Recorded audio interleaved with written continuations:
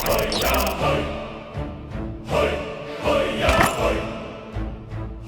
first kali kita akan beli ni belerang untuk halau ular.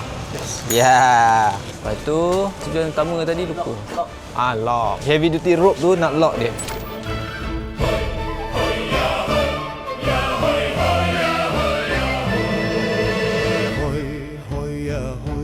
Kita semua gembira.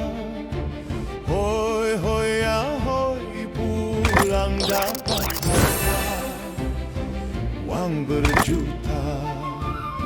So now kita bergerak ke Side tu lah. side itu terus.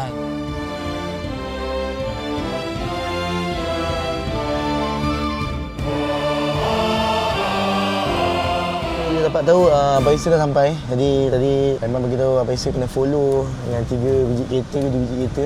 Jadi Abang Isra dia akan park satu tempat. Jadi sekarang kita kena ambil dia kat sana.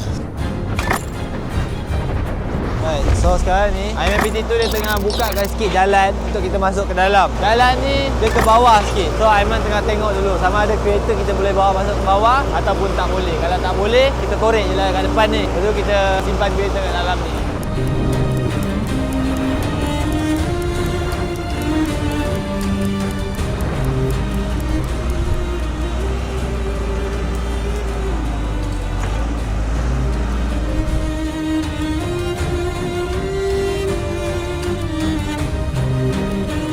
Korek tu memang